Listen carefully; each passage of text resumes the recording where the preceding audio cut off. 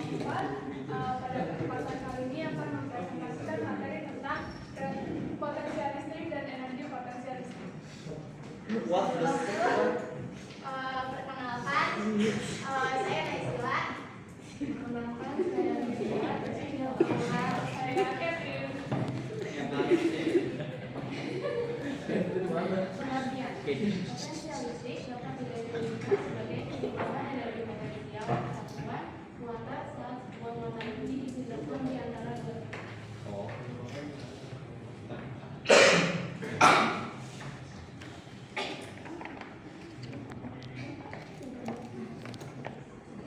Rumusnya ini sama dengan keterangannya ini adalah potensial listrik, tapi adalah energi potensial listrik, tapi adalah muatan gas positif. Di contoh-contoh, jadi dua kelas belajar masing-masing bermuatan positif dan negatif. Medan listrik antara kedua kelas tersebut sebesar 500 volt. Sedangkan jarak antara keduanya adalah 2 cm. Tentukan perubahan energi potensial proton jika bergerak dari kelas bermuatan positif ke kelas negatif. Ibu ada video nggak? Ketahui itu adalah itu 500 volt per meter dan jarak antara keduanya adalah 2 cm. Jadi 2 cm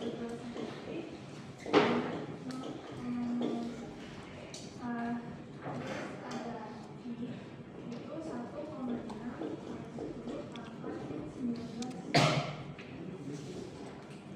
lalu yang ditanya itu perubahan energi potensial proton. Jadi beberapa cara menjawabnya itu pertama kita cari delta nol. Ini delta P rumus itu kali jadi 500 kali 0,02 lalu untuk mencari delta N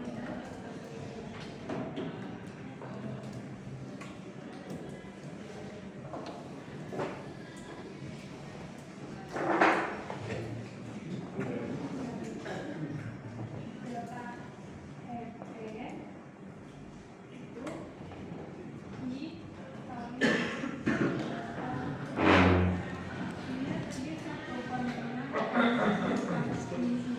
1,6 delta Q-nya 10. Jadi jawabannya 12 kali 10 Joule.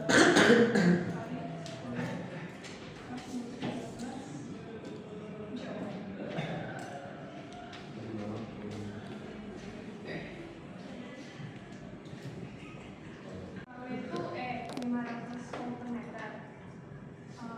Lalu jaraknya 2 cm sama dengan 0,02 meter. Lalu berarti 1,6 kali 10 pangkat minus volt. Yang ditanya delta EP. Jadi cara menjawabnya pertama kita nyari delta Q dulu. Itu rumusnya E kali S. Jadi 500 kali 0,02 hasilnya 10. Baru kita cari delta EP, caranya I dikali delta V. 1,6 kali 10 pangkat minus 19 dikali 10. Jadi 16 kali 10 pangkat minus 19 Joule. Berarti yang berkaitan dengan listrik yang merupakan ukuran dari material untuk memindahkan muatan ke konfigurasi tertentu. Lalu ada perbedaan potensial listrik dengan energi potensial listrik. Secara definisi, potensial listrik adalah perubahan dari energi potensial listrik persatuan muatan ketika diberikan muatan uji di antara dua titik. Energi potensial listrik sangat penting dalam sebuah kinerja persatuan muatan untuk membawa partikel bermuatan tak terhingga ke titik tertentu. Sementara itu, potensial listrik memindahkan muatan tak terhingga ke sumbernya.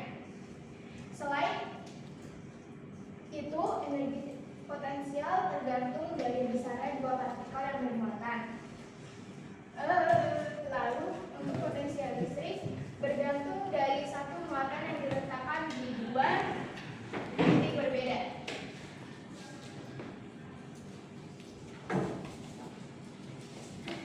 Ya,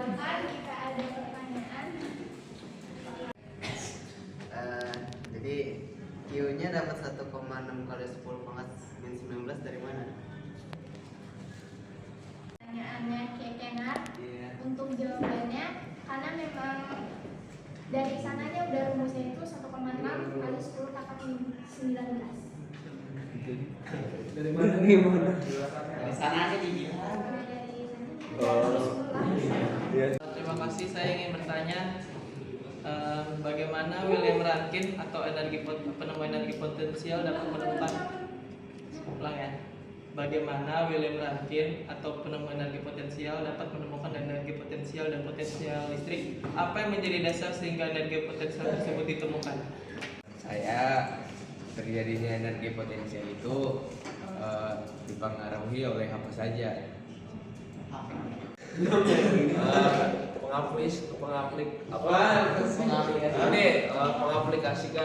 pengaplikasian potensial listrik di kehidupan sehari-hari apaan? Pertanyaan dari Kevin Sitorus sebenarnya gampang, jawabannya hanya listrik gitu. Itu saja jawaban saya. Karena adanya hukum Gauss, Bu. Iya, ada hukum Gauss yang rumusnya ini nih apa? Yang muatan partikel per epsilon 0. Nah, itu muatan listrik. Nah, itu dipengaruhi sama kedua itu. Iya, Bu. Kurang lebih. Selain aja, energi potensial itu dipengaruhi juga oleh massa benda, ketinggian benda, sama gravitasi. Saya ingin menjawab pertanyaan Helios, yaitu pertanyaannya pengaplikasian energi potensial terhadap kehidupan sehari-hari.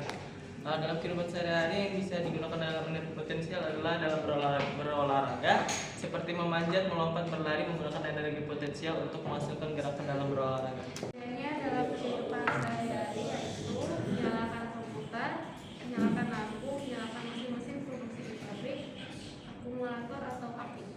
Ini aplikasi potensial listrik. Ditemukan adalah pengamatan bahwa benda dapat menyimpan energi berdasarkan posisinya. Misalnya, sebuah benda yang diangkat ke ketinggian tertentu memiliki energi potensial gravitasi karena gravitasi yang bekerja padanya. Contoh lainnya seperti energi potensial elastis yang dimiliki oleh gas yang diregangkan atau dikompresi. Ya. Pertanyaan khusus buat Benny. Bersyukur Ben. Presentasi dari kelompok kami, terima kasih. Curang, gak worth it. Ayo viralkan. PPT terlambat, masih aja ngerjain di kelas. Aduh, Ini sudah mau presentasi.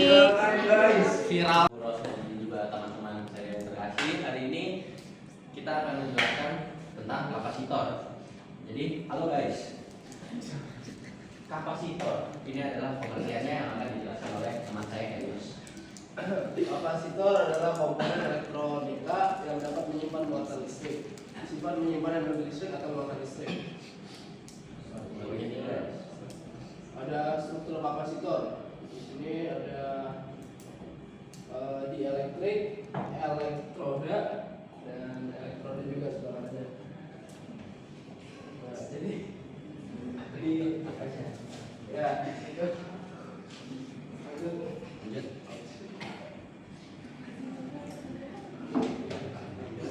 secara umum kapasitor terdiri atas dua kuping konduktor yang terpisah oleh suatu bahan dielektrik dari bahan isolator atau ruang hampa. Antara dua kuping dihubungkan dengan benda potensial FV dan menimbulkan muatan listrik sama besar pada masing-masing kuping, tetapi berlawanan tanda. Berikut adalah sifat kapasitor. Kapasitor, saya isi dulu ya teman-teman. Nah, jadi yang pertama dapat menyimpan energi listrik tanpa disertai energinya. Lalu yang kedua, tidak dapat mengalami arus listrik dan mudah dilalui arus bolak-balik. Yang ketiga, bila kedua kuping dihubungkan dengan benda potensial, masing-masing bermuatan listrik sama besar, tapi berlawanan. Nah, lalu di sini ada kapasitas kapasitor. Nah, jadi kapasitas kapasitor itu disimbolkan C, menunjukkan besar muatan listrik pada masing-masing kuping. Bila kedua kuping yang mengalami benda potensial satu volt. Nah, jadi ini untuk rumusnya, jadi C sama dengan I per P. Nah, ini jadi I itu adalah nilai muatan listrik pada masing-masing keeping, lalu P itu benda potensial listrik antara keeping volt, lalu yang C itu kapasitas kapasitor untuk satuannya farad. Apa yang kapasitor akan seri kapasitor gabungan kapasitas gabungan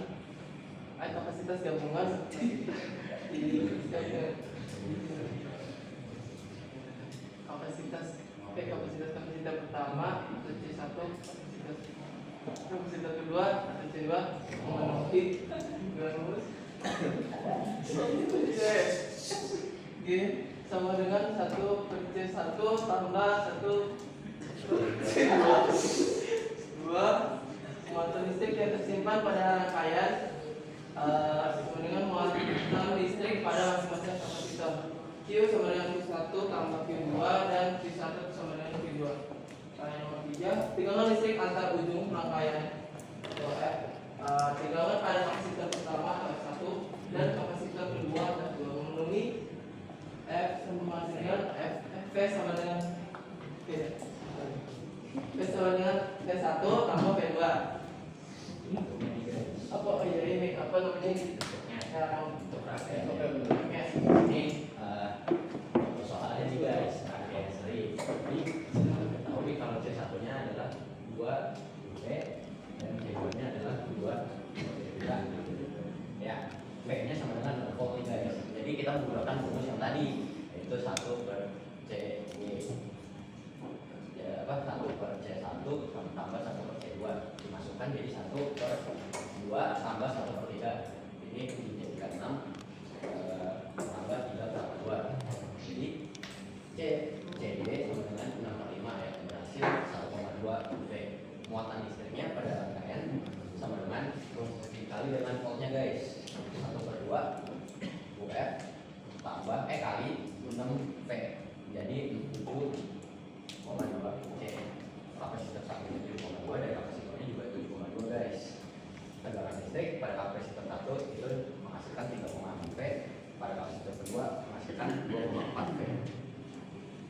Ini ada contoh yang lain. Seperti terlihat pada gambar di bawah ini, rangkaian ini dihubungkan dengan sumber tegangan 2 volt. Kita harus menghitung kapasitansi ekivalen rangkaian tersebut dan misalnya muatan yang bersifat pada C3. Jadi ini kita pisahkan tiga-tiganya. Kembali lagi kita pisahkan, ini ada bagian rangkaian sini, ada bagian rangkaian sini juga. Jadi kita pisahkan juga yang ini rangkaian paralel dibuat menjadi satu seri. C1 nya sama dengan 3 UV, C2 nya sama dengan 1 UV, C3 menjadi 2 UV. C2 dan C3 itu paralel, jadi C23 sama dengan C2 tambah C3, 1 tambah 2 sama dengan 3 UV. C1 dan C23 sama dengan seri, terlihatnya seperti ini guys.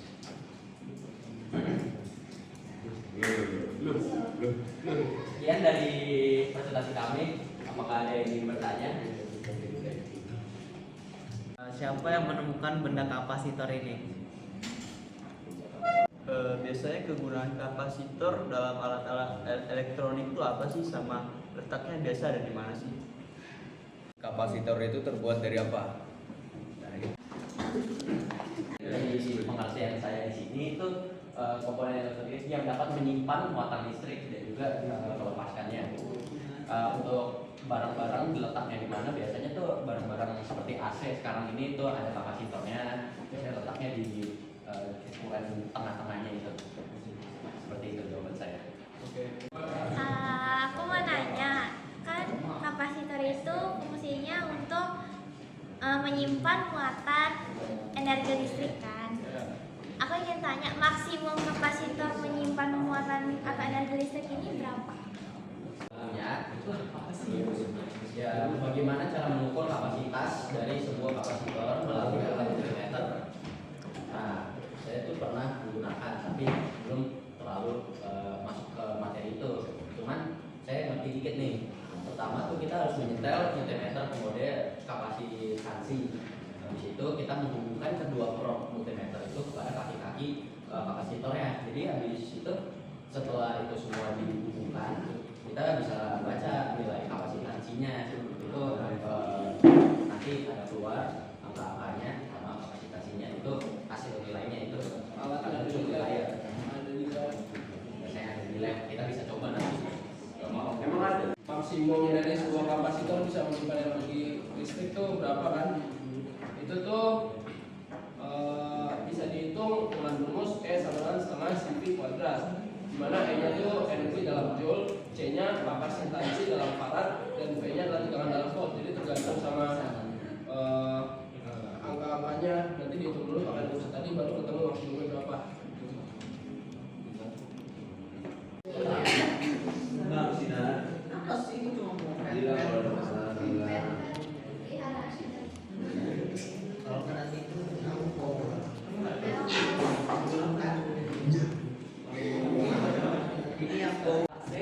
Dengan membiarkan inisial AC melewati kapasitor dan membentuk inisial DC. Dalam penyaringan DC, kapasitor digunakan untuk menyaring sinyal DC dengan membiarkan sinyal DC melewati kapasitor dan membentuk inisial AC. Ya, dari dibacakan oleh teman saya juga. ini contoh soal mencari maksimum sebuah kapasitor. Di sini contohnya Anda memiliki kapasitor dengan kapasitansi 10 mikrofarad dan tegangan maksimum 15 volt. Hitung energi maksimum yang dapat disimpan kapasitor tersebut. Nah, jadi diketahuinya C sama dengan 10 mikrofarad. V-nya itu sama dengan 15 volt. Yang ditanya V-nya maksimumnya. Maksimum kapasitornya. Jawab. Bisa kita menjawab nih guys. C-nya sama dengan 10 mikrofarad, kita menjadikan farad. Jadi hasilnya tuh 10 kali 10 min 6 farad, bisa 1 kali 10 min 7 farad, 1 buat lebih cantik. Di situ kita menggunakan rumusnya tadi, yang ini E sama dengan setengah kali C kali volt kuadrat. Masukkan semua, jadi setengah kali 10 kali 10 pangkat 6 kali 15 pangkat 2. Ini dipangkatkan sudah menjadi 225. Ini semua kita hasilkan menjadi hasilnya 1125 kali 10 pangkat ini dari dulu kita jadikan ini dulu supaya itu hilang menjadi 1125 milijoule. Jadi kapasitor tersebut bisa menyimpan sebesar 1125 milijoule. Itu apa? Ada yang bisa jelasin dulu apa definisi kapasitor? Itu aja. Adalah sebuah piranti elektronik yang berfungsi menyimpan energi listrik. Nah, ya benar. Itu adalah C sama dengan Q per V. Elektrik dalam kapasitor yaitu untuk meningkatkan kapasitansi dengan meningkatkan kemampuan kapasitor untuk menyimpan muatan. Dielektrik misalkan dua konduktor di dalam kapasitor memungkinkan medan listrik terbentuk di antara konduktor tanpa arus yang mengalir langsung, serta mengurangi kerugian energi dan mencegah terjadinya korsleting. Halo kapasitor saya sama teman-teman. Saya Gordon pamit diri. Terus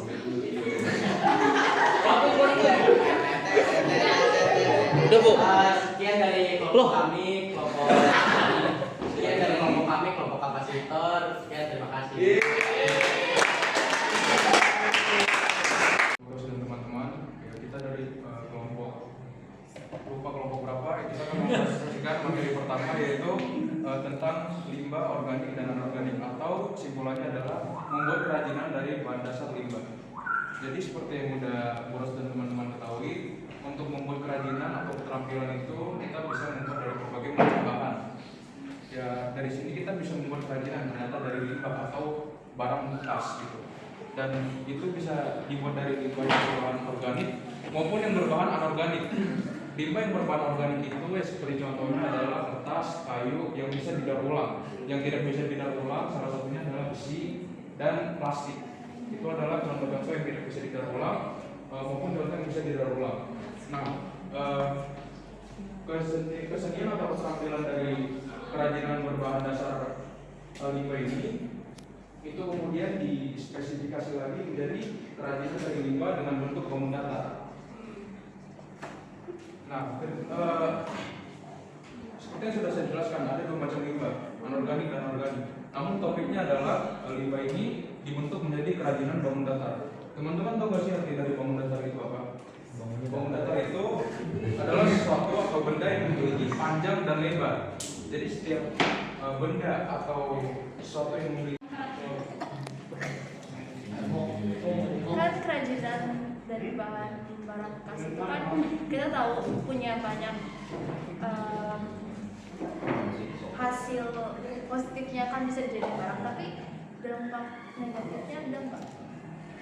Kerajinan bekas limbah itu tentunya memiliki kelebihan dan kekurangan. Jadi itu digantungkan dari beberapa bahan yang dipakai. Seperti contoh bahan yang anorganik, plastik itu tidak dapat diurai.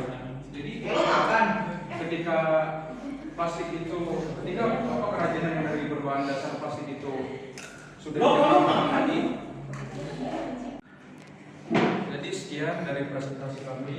Presentasi pertama dari materi kerajinan dari bangun datar berbahan dasar limbah yang sudah kami presentasikan. Mohon maaf jika ada salah kata atau salah ucapan dan kata